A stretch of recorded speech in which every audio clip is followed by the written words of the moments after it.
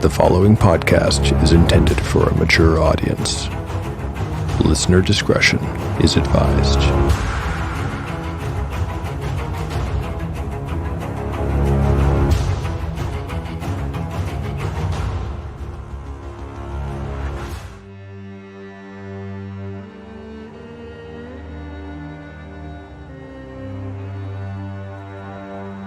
Welcome back to Tale of the Manticore. Like the creature from which it takes its name, Tale of the Manticore is a mashup, a crossbreeding between two different species of storytelling. Here you will find the unpredictability of old-school RPG paper and dice games, with the storycraft of a dark fantasy novel. No character is sacred, and no character will be spared if the dice decide their fate is at hand. The dice determine all. According to lore, the tail of a manticore is barbed with cruel iron spikes. There will be much pain in the days ahead.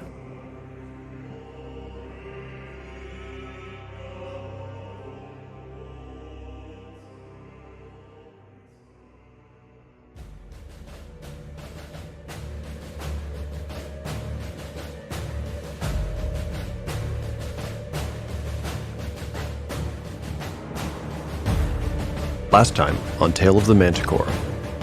In Chapter 3, the party of four, Kagan, Gyrios, Umura, and Soli, discovered a passage leading under the ruined tower. They followed it to its conclusion and discovered a pair of goblins and a human wizard. A battle ensued in which Kagan was magically blinded and nearly killed, and in which Umura fell under the thrall of the enemy wizard and tried to murder Gyrios. But fortune continued to smile on the group, and they managed to prevail. The chapter concluded with the wounded party limping forward to investigate more of the secret underground place.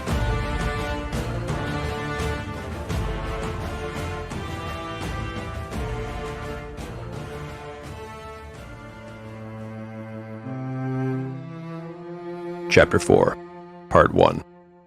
Day 2. Afternoon. Status: Soli, 4 out of 9 hit points. Kagan, 1 out of 8 hit points.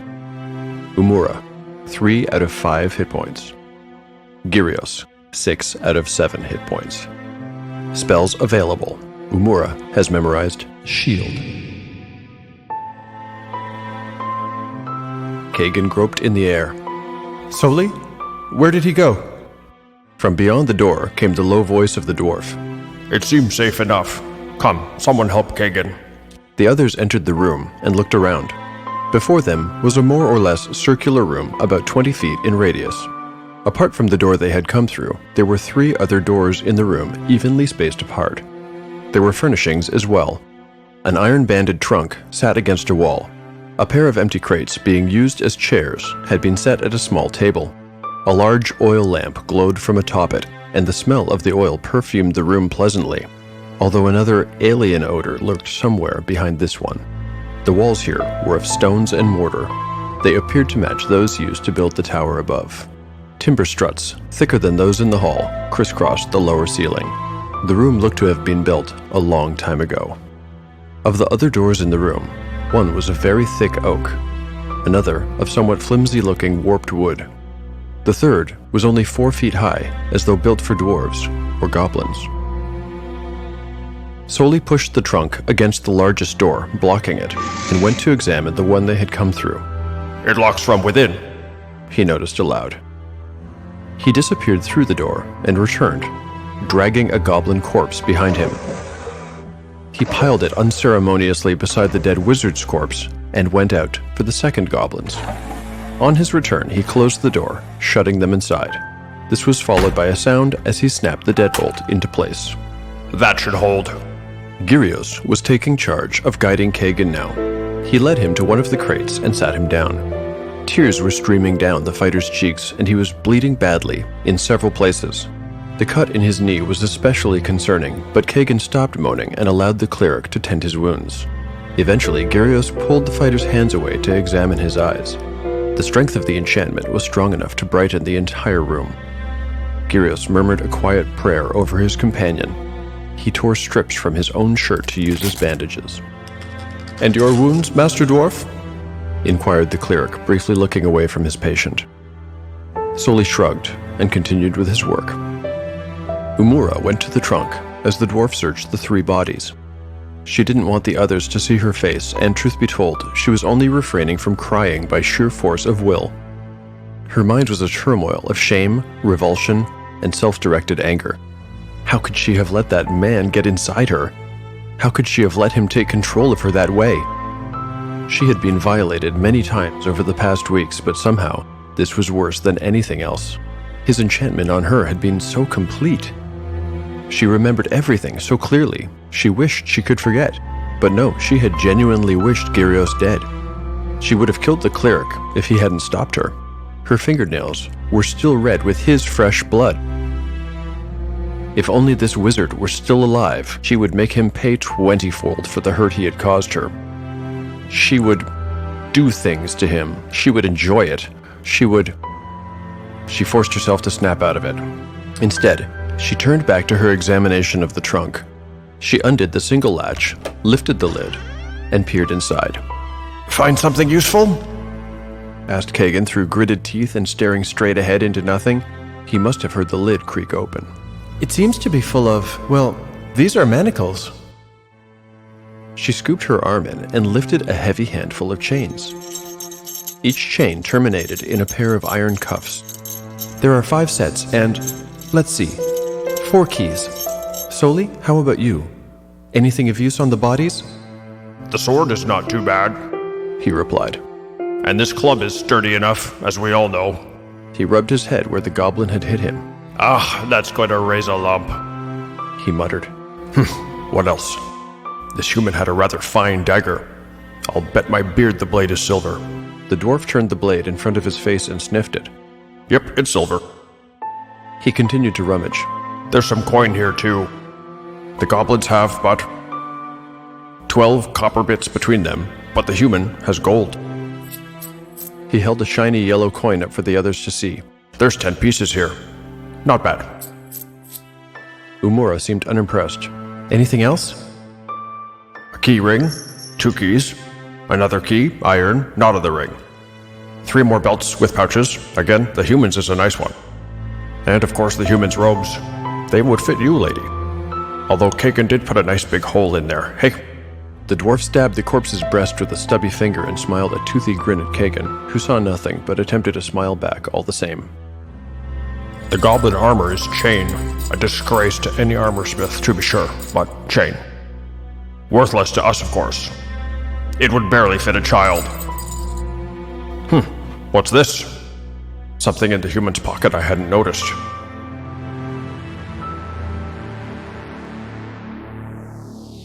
Dermond was a man of means, and might have valuable items. I will roll for treasure of a value of 1 to 100 gold pieces.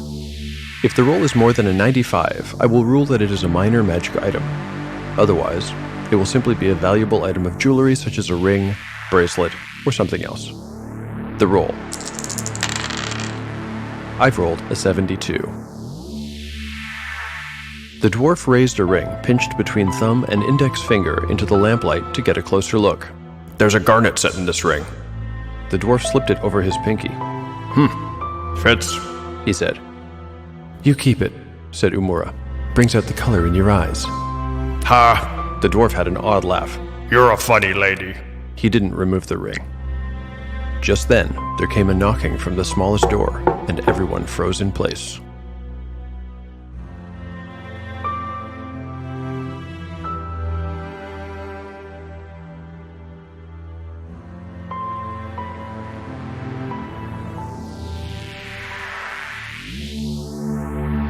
Between the lines.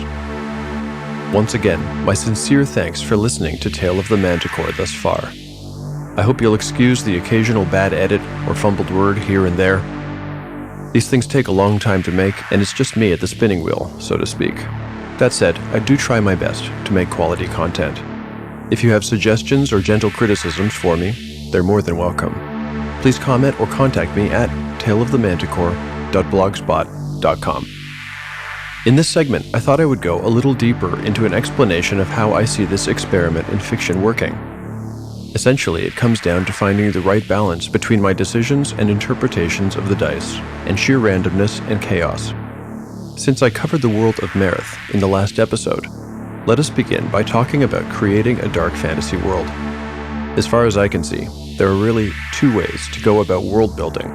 One is to create your world and more or less flesh out the details in advance, and then let your story bounce around between the lines you've drawn. For example, if I decided in advance that there was a city to the west of the Kingswood, where our party now fights to survive, and if luck or logic eventually took the party west, assuming they survive of course, then they would eventually find that city. To some degree or other, I would have already decided what the city was like, and perhaps who lived there. I suppose you can zoom the camera in as far as you like, but at some point you must limit the amount of detail you prepare. That's not how I've been handling world building in Tale of the Manticore. Actually, I've been doing the opposite. When the story dictates the need for a city to exist, such as the characters' backstories when they say where they're from or with whom they had traveled, I have simply made up something on the spot. But from the moment I invent the place or the person, it becomes a fixture in the world of Marith, and, by degrees, the world is slowly becoming populated with places and people. Early on I realized I needed a map, and so I have begun one. This proto-map, which is more blank space than world at this time, is available with all the other materials on taleofthemanticore.blogspot.com if you happen to be curious. This idea of making it up as I go, I think, fits the spirit of the experiment much better than the first method. On one hand, it does present speed bumps when I'm writing the episode. But on the other hand, it adds tremendously to the randomness and spontaneity I'm going for. On a related note, before letting too many episodes go by before I discuss it, I wanted to expand on my use of the basic D&D rules. Some of you may have already discovered one or two infractions. There may be some I'm unaware of too. I freely admit to these crimes and beg the court for mercy, but let me explain. I have two guiding principles where the rules are concerned. First, I want to keep everything simple. That's the appeal of basic D&D. There isn't a chart for everything, and so much can be determined on the fly with a few rolls of the dice. Second, I want the choices to be logical. Just because the rules say a band of 20 orcs will make a morale check after the first of their number falls, that does not mean that it's logical those same orcs would consider running if they happen to be up against a single lucky archer. No, I would override that rule in a heartbeat. It doesn't make sense. I've prepared 3 quick categories that I hope will explain how I'll proceed with rules, and specifically random rolls. The first category is rules I'll always follow, and rolls I will always make. I'll always pull out the dice when it comes to character creation and stat rolling, any skills the characters use, like a thief's special skills, for example, and combat. For all of those things, chaos rules, and I will follow. The second category is about rules I will sometimes make. Things like weather and wandering encounters will often get a roll. I'll make the decision on whether they make the story more exciting or just slow it down as the situations arise.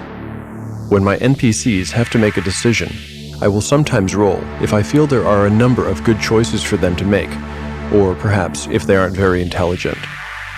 However, an NPC who has a brain in their head and a vested interest in keeping their skin will always act in the way that best serves them, so I won't be making any rolls if their choices are pretty clear. One last item for the sometimes category. The number of monsters present for a given encounter. Just like in a real game, I'm trying to give my players a certain level of challenge and danger. But if dice indicate a guaranteed TPK, or if the challenge is so small as to be boring, I'll adjust the numbers or re-roll. In the final category are things I will never roll. One is one of the most important aspects of D&D, namely player character decisions. I will always try to have the characters do what I believe they would do, given their individual motivations. The other thing I'll never roll is the vast majority of tiny details required to fill my fantasy universe. How tall is a character? How old? What color is their hair? Do they have brothers, sisters? All of this stuff could be rolled, and maybe the purest version of my experiment in storytelling would do it that way, but I'm not going to. If I tried, I think the bus would never leave the station. In future, between the line segments, I will continue to figure out and lay bare the mechanics of this game story mishmash. If this kind of thing isn't of interest to you, you can always skip past it and get back to the narration. But, to continue my vehicular metaphor, if you'd like to see what's going on under the hood, you can expect more explanations, interpretations, and probably a few tough decisions in the future. And now, let's get back to that ruined tower in the Kingswood and see who's knocking.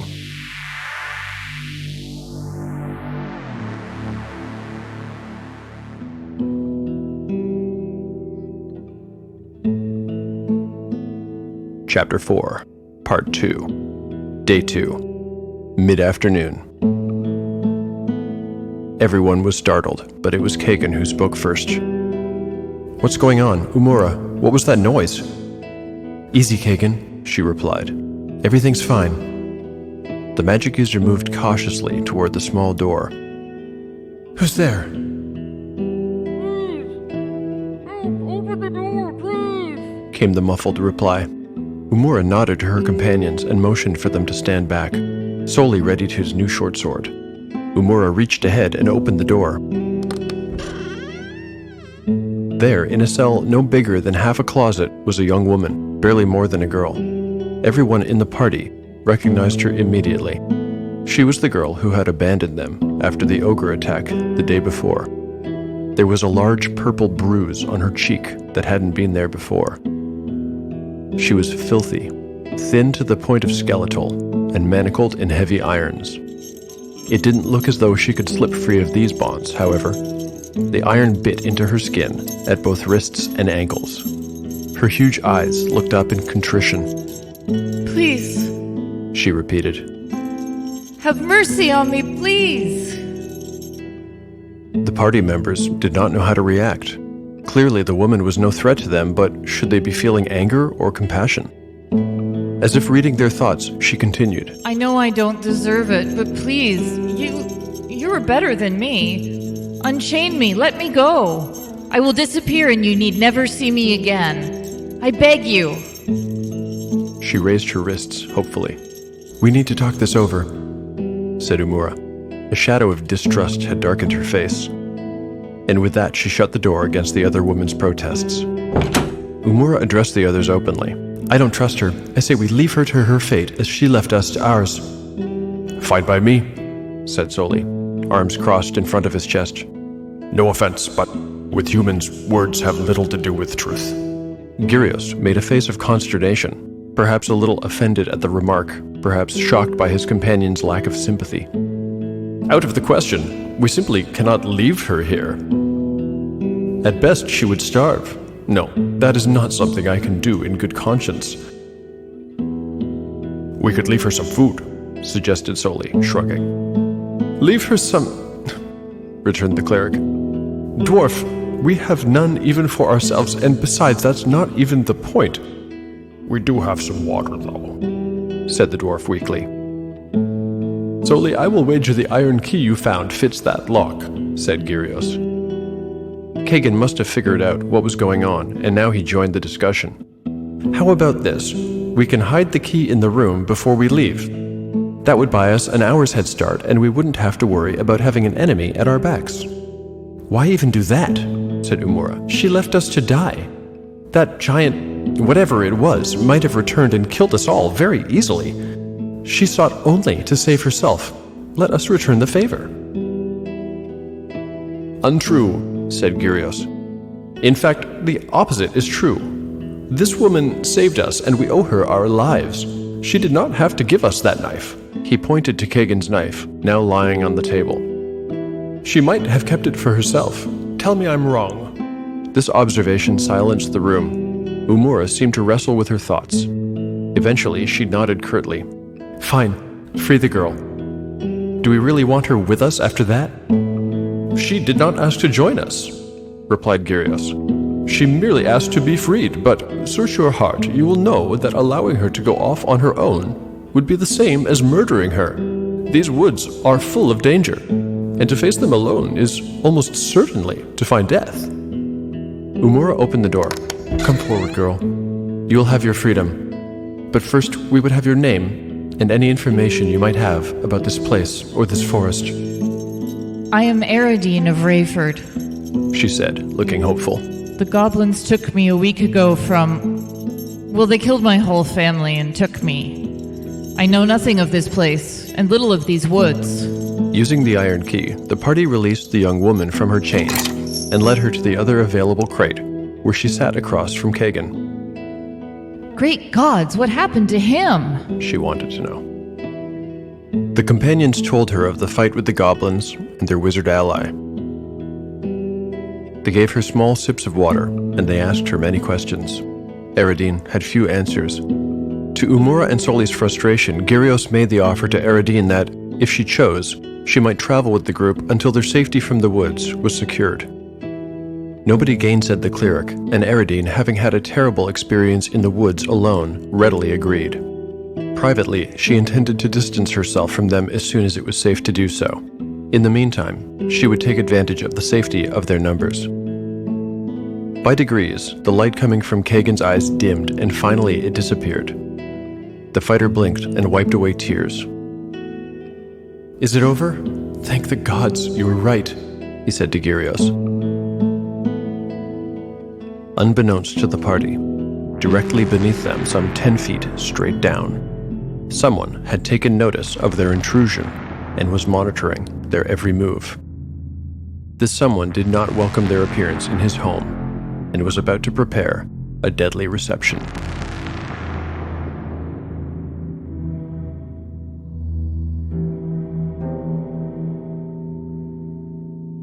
Dramatis Personae, Eridine. Eridine is a level 1 human thief.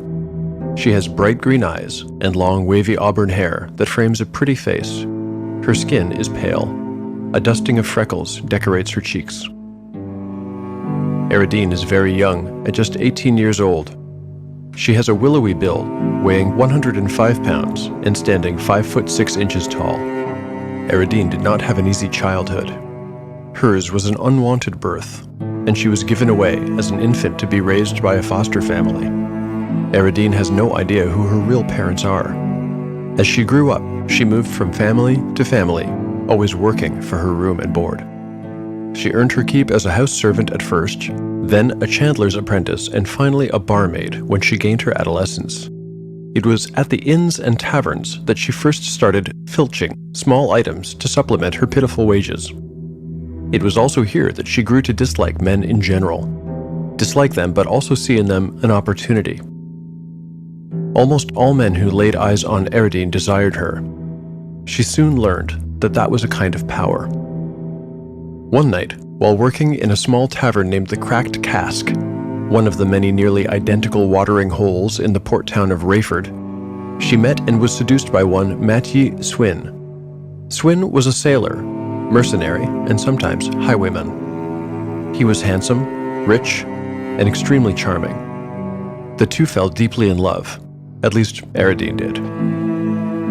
Swin asked her to come away with him and join his band of robbers. Eridine did not need much convincing, and she quit her job the very next day after meeting him. Over the year that followed, Eridine's eyes were open to all the pleasures that a life in crime, and a life with an experienced older man, could offer. Her joy during this period in her life made her turn a blind eye to the occasional cruelties and, after the first couple of months, frequent infidelities of Swin. The band of thieves and robbers began to teach her the skills belonging to rogues and involving her in more and more of their jobs. But it soon became apparent that she did not have the stomach to match their ambition. Petty thefts and robberies she could handle, but kidnapping and murder was something else. After a year with the band, Eridine found herself wishing to escape the life lived in shadow, but she could not leave it as easily as she'd entered it. She knew secrets that could harm the robbers. She was a fugitive in several towns, and worst of all, Swin regarded her as his personal property. She was eventually set free from the group, but it was not how she'd planned it. Their band of 13, they were mostly men, but there were a few women among them, had taken up residence in a cave system in the Brentwood. It proved an ideal place from which to raid nearby Brannon and even Wolfcliff Keep. The large city of Silmoral was not so far away, and that was a good place to fence stolen goods. Their hideout could be easily defended, and it was almost impossible to find for anyone who did not know where to look. But it was found. A large group of goblins, some of them attended by freakishly large and fast wolves, discovered their lair. Perhaps those big wolves had taken their scent. The enemy struck at the worst possible time, when most of their party was drunk and celebrating a recent haul. In the whirlwind of violence that followed, Eridine was taken prisoner. To her knowledge, everyone else in the group was slain. Some might have fled and survived, but after what she'd witnessed, she thought it unlikely. Eridine would like to go back to that hideout if she could. There's something hidden behind a secret panel in one of the walls. As for Swyn, she's torn between, on the one hand, hating him and wishing him dead for having lost interest in her, and, on the other hand, holding out an unreasonable hope that he might yet live and learn to love her again. She knows he's bad for her, bad in general, but she cannot help how she feels. As for this new group, Eridine genuinely feels that she made the wrong choice when she neglected to set them free and went off on her own. Of course, time bore out the truth of that, and she was indeed captured and abused anew by the two goblin slavers before being dragged to the tower, locked in irons, and sold to a man named Dermond. Wrong choices seem to be all Eridine is capable of. The fact that these people did not seem to entirely trust her or want her around is a kind of proof to her that they're worth staying with.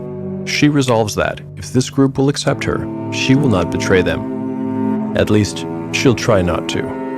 Well, she hopes she won't have to make that choice.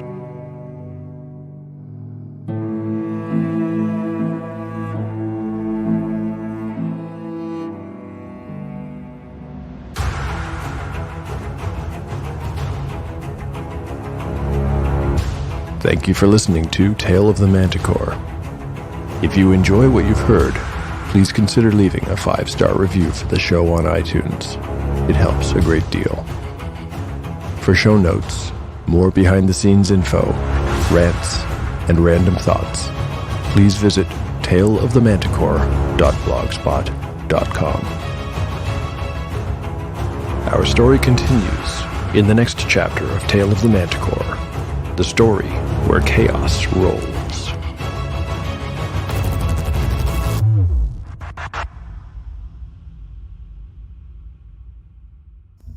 The following podcast is not intended for younger audiences. Listener discretion is advised. The Iron Realm. When all planes of existence fall to ash, there is only one realm that remains. The Iron Realm. Before you in all directions, deep in the dark, there lies the maze. The Iron Realm.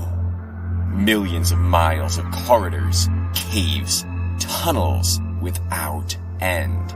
This is the ultimate dungeon. Orcs, goblins, kobolds, trolls. Ready your sword, your spells, your crossbow, your warhammer. The Iron Realm.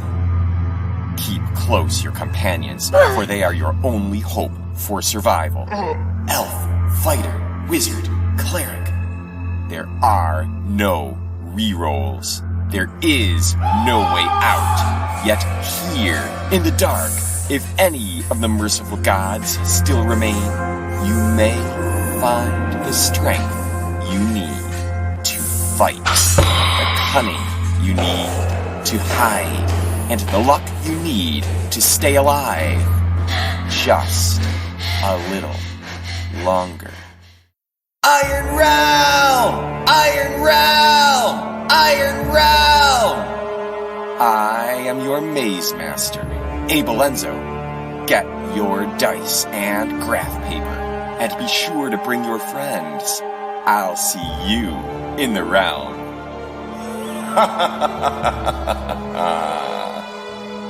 Get the podcast at theironrealm.com or theironrealm.blogspot.com. There be dragons here.